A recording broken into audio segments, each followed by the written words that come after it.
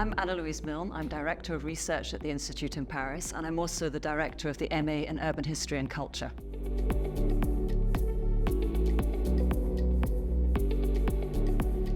I did a PhD in comparative literature at Columbia University in New York, and my background is very much in the kind of intersection between literary reviews, writing, poetics, but also exiled cultures. I worked on the different sorts of small reviews that people who had been forced to up stakes and leave their own home countries had created in the space of Paris, particularly in the interwar years.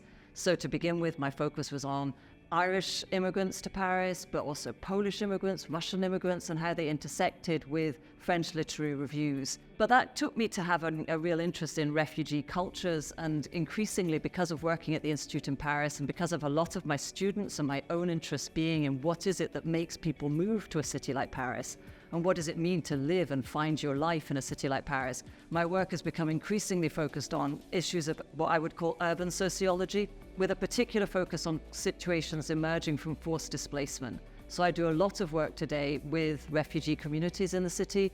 I'm very involved in quite a lot of grassroots actions. A lot of my research is on the ways in which art movements can support processes of life-seeking within a global city like Paris. So it touches on issues to do with intercultural translation, to do with the organization of different community-based activities in the city, to do with questions of sustainability and care within the community. One of the initiatives that I've created over the past few years is a centre which is called the Paris Centre for Migrant Writing and Expression.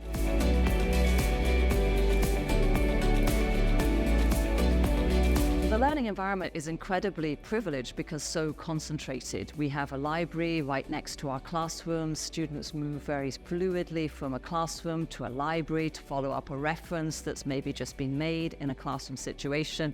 They can go straight down to their breakout space. They move from the breakout space up to see us in our office hours. We ourselves have very direct contact with our colleagues. I think all of that really fosters a very productive environment. I mean, there's a lot to be said for digital learning, and I think we do a lot of really good work with the electronic learning platform that we also have. We're very fortunate to be able to access the electronic resources of our partner institutions in London, but also the incredible resources of university libraries and the National Library in Paris. So we have this wealth of resource that we can pull on both through our screens but also by going to the library. But nonetheless, I think what really stands out about an experience, a learning experience in the University of London Institute in Paris, is the fact that we are in the same building, in close quarters together, that we get to know one another, that we're in tune with one another, and that it's a collective experience, basically, and we're very committed to that. So we try as much as possible to kind of create opportunities to vary how we live that as well. So sometimes we'll have practical exercises. I myself do a lot of site visits with my students. So sometimes I'll send the students off to go and find something out, and they do it on their own. But very often I'll go along too. A lot of the people who come and give guest lectures will also often do a visit in a museum, and then they'll join the students back in the classroom to do a 2-hour lecture. Our MA program is very much built around that sort of model of engagement in the city directly with your instructor, teacher, professor, depending on the term that you prefer for that, and then the classroom environment as well.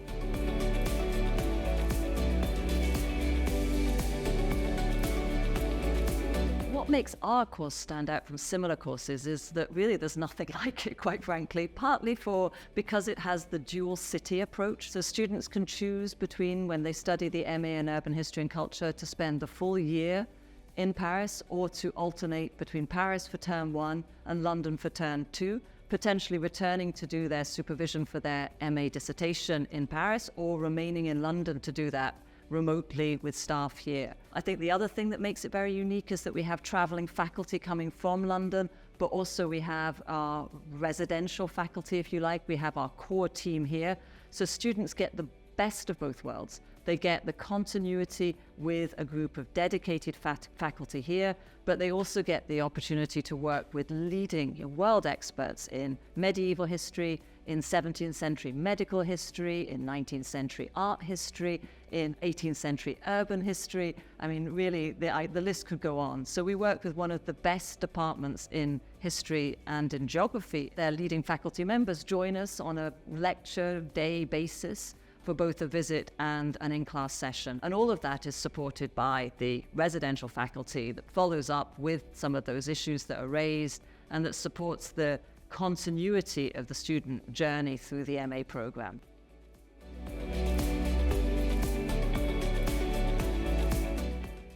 So the modules are built around, in the first term, 2 core modules. One is very city focused. It works through this site visit process, so students are learning from the built environment, from the way in which they move through that environment. They're potentially exploring other interesting methodologies, and I think that's one of the really exciting aspects of the program, and particularly in the ways it's evolved in the past sort of 5 to 10 years, I would say. We've really, in lots of respects, it's to do with the transformation of information technology, and we've really taken up that process. So students now will work a lot with film, with sound. They'll even do work on things like questions of smell.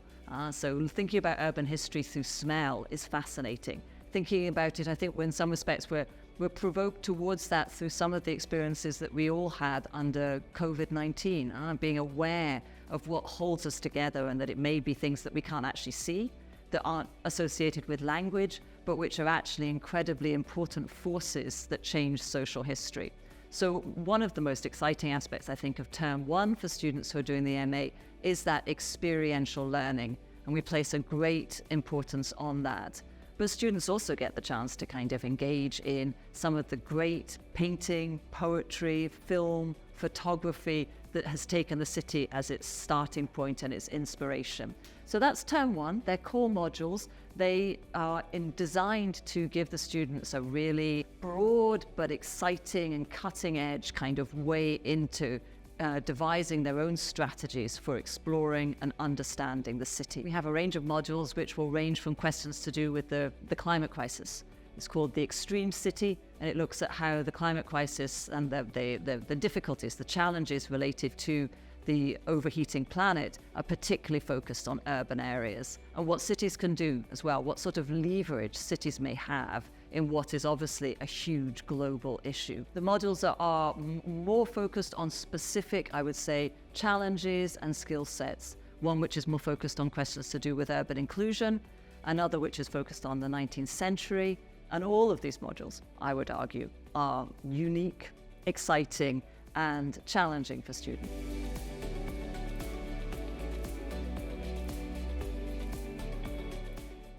You can study for the MA in Urban History and Culture both full-time and part-time. So full-time is a 2 to 2.5 day commitment to being in the building, and part-time is a 1 day commitment in first year and a 1.5 day commitment in second year.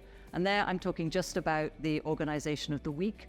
We make a commitment to enabling students to live remotely if necessary. So we organize the course around the Thursday and Friday in the week. It also helps the faculty to organise their travel time across from London. We expect students to give at least 30 hours of reading time as well to the course if they're studying full-time, and obviously half of that if they're studying part-time. As I said earlier as well, students can study for the full year in Paris, or they can study term 1 in Paris and term 2 in London. And if they're studying part-time, they can do 2 term 1s in Paris and 2 term 2s in London.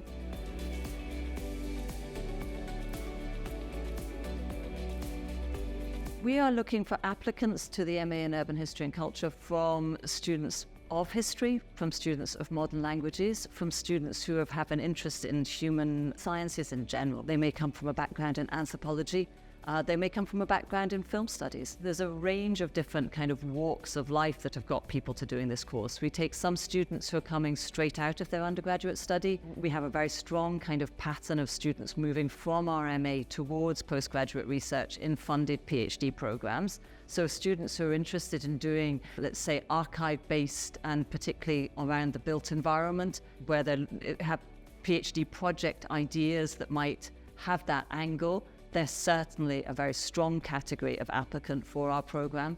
But I would say that people as well who are looking to work in non-for-profit agency type contexts around questions of urban policy, advocacy for different community groups within the urban environment, people who want to work in the GLAM sector, in galleries, museums, art houses. And again, we've had a lot of success in seeing our students go on to working in both what we call home museums, so museums that are actually in the spaces of the city, that are not specific, were not created originally as museums, but which are, themselves reflections of the different phases of social life within the city, but then also within some of the big kind of national museums, art museums, and that's certainly also already a strong trajectory for our students.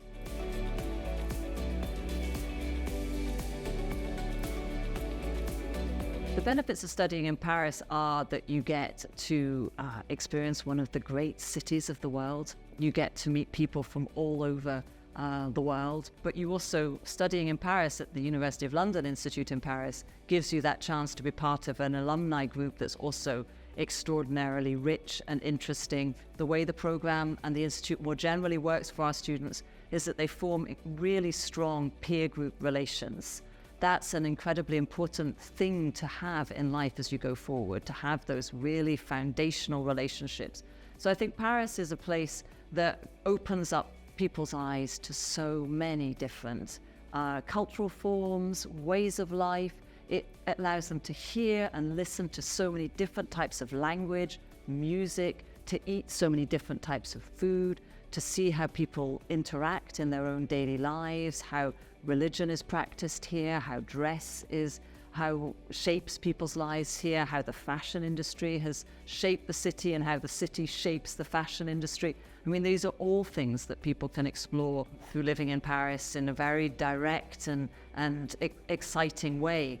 And doing that in the context as well of a program of study that gives people the opportunity to have a certain reflexivity with regard to that, to step back from it into the space of the classroom and to consider what it is that they're seeing, to consider why it's difficult or why it's exciting or why it's in that area in particular that they're going to find these ways of life, and to have the chance to discuss that and to question what their assumptions are and see that that is actually bringing their own kind of perhaps narrow or conditioned appreciations, and that the city itself is forcing them to open those perceptions more broadly and see the world in a bigger frame. I think that's what is so specific about studying here with us in Paris.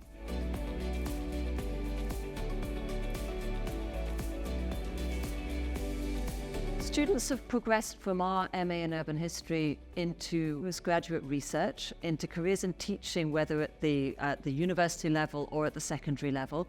They've also done really well in advocacy type roles for the transformation of the city, particularly the greening of the city. I get regular updates from students who are involved. There's one at the moment who's updating me constantly about cycle paths in Barcelona. So that's a good example, I think, of somebody whose MA project led very directly into working for a relatively small grassroots action group that has now grown in profile and is now operating at a kind of policy level around how cities should be enabling that transition. Work in museums is another important trajectory for our students, working either as in a curatorial capacity, as a researcher, developing their expertise within a museum context around specific aspects of history or cultural production.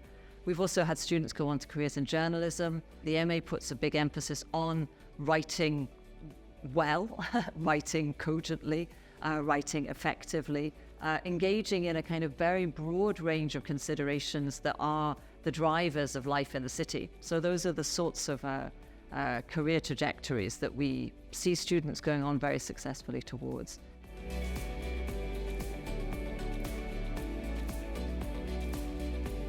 And I should also emphasize that students who come to the Institute in Paris, whether they have any abilities in French to start off with or not, gain that experience of working in a foreign language environment.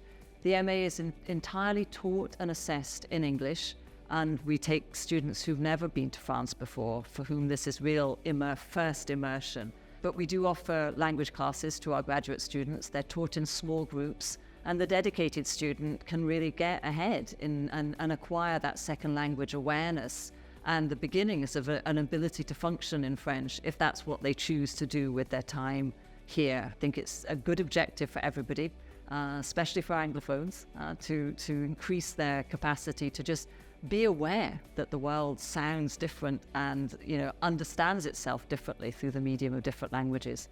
So I think that's a really important skill that people can gain as well through studying with us. It's tangential to the MA itself, but it's nonetheless an added bonus for sure.